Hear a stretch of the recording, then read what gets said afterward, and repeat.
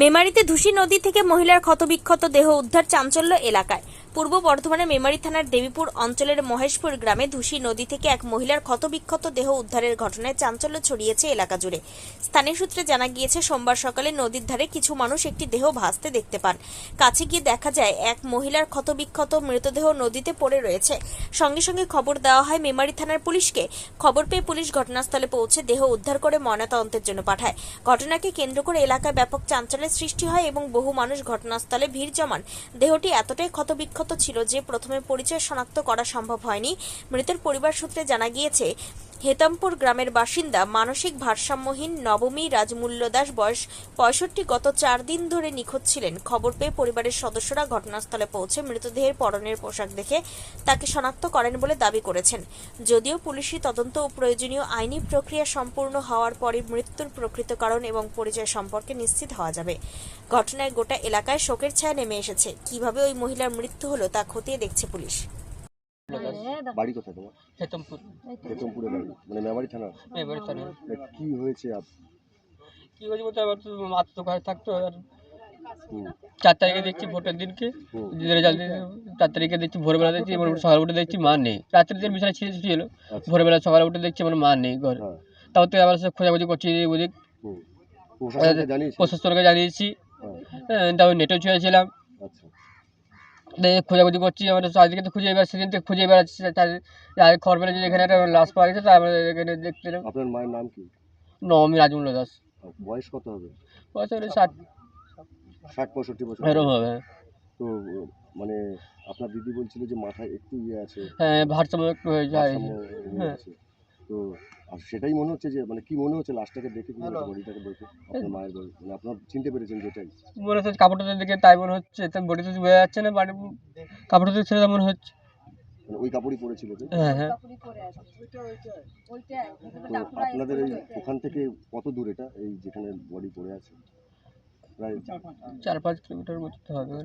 কি মনে হচ্ছে দেখে? মানে উনি চলে এসেছেন বা কোনো কিছু অসংলগ্ন কিছু মনে হচ্ছে? না, অসাধারণ কিছু মনে হচ্ছে না। আচ্ছা, ওটা তদন্ত করেই বুঝতে পারবে, তাই তো? হ্যাঁ। বাড়ি আমোদপুর, কোন থানা? মেমারি থানা। আপনাদের এই গ্রামে এখানে সব লোকজন জড়ো হয়েছে, কি ঘটনা ঘটেছে এখানে? ঘটনাটা যেটা দেখলাম আজকে সকালে, শুনলাম যে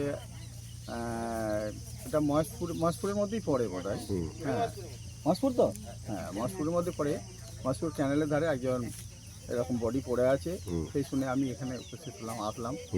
এসে দেখছি, মানে প্রথম বোঝাই যাচ্ছে না তো, কয়েকদিন বেশ কিছুদিনই ঘটেছে এটা, মানে চেনা যাচ্ছে না, বডি চেনা যাচ্ছে না। পছন্দ হয়েছে দিয়ে তারপরে মানে এসে কি শুনলেন? এসে শুনলাম ওনার বাড়ির লোকজন এসেছে। আচ্ছা।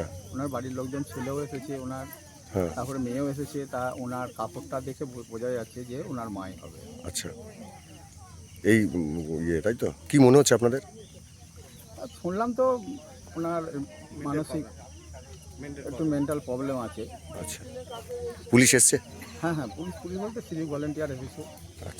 4 তারিখে বেরিয়ে চলে এসছে। রাত্রে ঘুমিয়েছিল, সকালে ঘুম থেকে উঠে দেখতে পাইনি। আমাকে ফোন করলো আমার মুর্শিদাবাদের বাড়ি, শ্বশুর বাড়ি। আমাকে ফোন করলো, আমি সঙ্গে সঙ্গে আসছিলাম। তখন সেদিন আসতে পারিনি, খুব ঝামেলা চলছিল, তো ভোট করে না ঝামেলা চলছিল বলে আসতে পারিনি। পরের দিন এসে সেই দিন থেকে খুঁজে বেড়াচ্ছি, গোটায় পাগলের মতন খুঁজছি, কোথাও খুঁজে পাচ্ছি না আমার মাকে।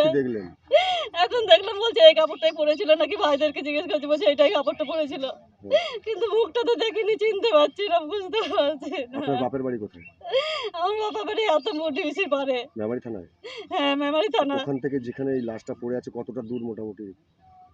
সেটা তো আমি বলতে পারছি না। প্রায় 4-5 কিলোমিটার। তো যে ওখান থেকে কি করে এলো বা কিছু সেরকম কিছু শুনতে পাচ্ছি না। মাথাটা একটু গন্ডগোল করছিল, ভালো হাঁটতেও পারছিল না, আস্তে আস্তে হাঁটছিল, অসুস্থ হয়ে গেছিল শরীর। দেখে কি মনে হচ্ছে আপনাদের? দেখে তো আমি বুঝতেই পারছি না। কাপড়টা জিজ্ঞেস করছে, দেখা বলছে ওই কাপড়টাই পরেছিল। না, যেভাবে পড়ে আছে বা কিছু, মানে মানে কি মনে হচ্ছে আপনার? মনে তো হচ্ছে আমার মুখ না দেখলে বুঝতে পারছি না কিছু।